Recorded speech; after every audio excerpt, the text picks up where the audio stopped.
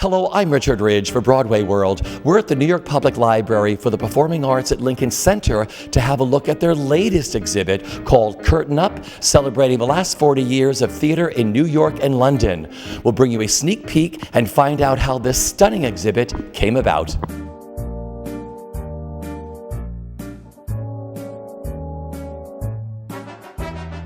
We're at Curtain Up, the last 40 years of theater in New York and London, which is a fantastic exhibit that everyone should see. It's been about 2.5 years of work. I had known Julian Bird, who runs the Society of London Theatre, and he's just a very creative man. And he had decided for the 40th anniversary of the Olivier's, which he runs, that he wanted to do an exhibit with the Victoria and Albert Museum.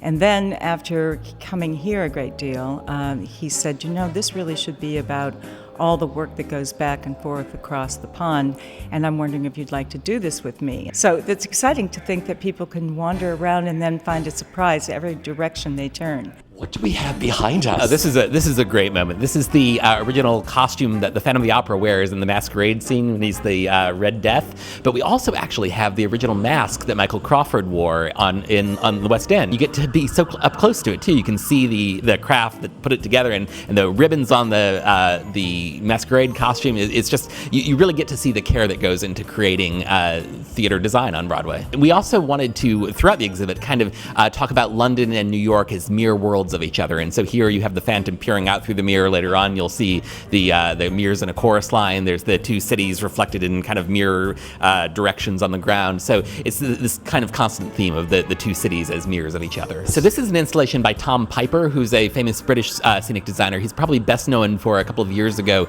He did an installation with these ceramic poppies falling out of the Tower of London to commemorate those who died in World War I. Here he was trying to think about what is the same in both cities, and we came upon the idea of pigeons are flying through both streetscapes. And so here these playbills and programs are meant to sort of represent or suggest the pigeons that are flying through the streets. So on one side we've got the Broadway playbills, and then on the other side the British program. So this is our homage to the chorus line, which was the first musical to win an Olivier Award in 1976. It also won, of course, a Tony Award on Broadway and was for a long time the longest running show. And so here we have video from our Theater on Film and Tape archive that has video actually from the original production at the Newman Theater and the Public Theater, which is, of course, is where Hamilton opened more recently.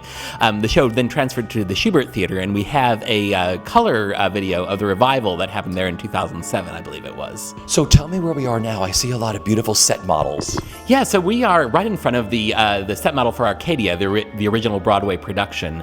This production, of course, opened at the Vivian Beaumont Theater, which is right next door to the library, but this model usually resides at the Victoria and Albert Museum in London. Was this the Matilda area? If you remember in the show, if you had the opportunity to see the show at the Shubert Theater, when you walk in, you're immediately sort of surrounded by these Scrabble tiles that go up over the top of the stage, and as you can see in the model, over the top of the audience as well. This is Rob Howell's set. Where are we now? We're right in front of the costumes for Disney's The Lion King, which they very kindly lent us for this exhibit. We've got the sun, we have the costumes for the lions, which of course sit on top of the heads so that the actors' faces can be seen, as well as the really beautiful artistry of Julie Taymor's costumes. It's just a little bit of Disney magic over in the corner here that's always a centerpiece for the exhibit. This is the final moment. It's meant to sort of suggest the red carpet where so many shows get to celebrate the season of Broadway and the West End are celebrated. We have a video wall with clips from the Tonys and the Oliviers from this past year.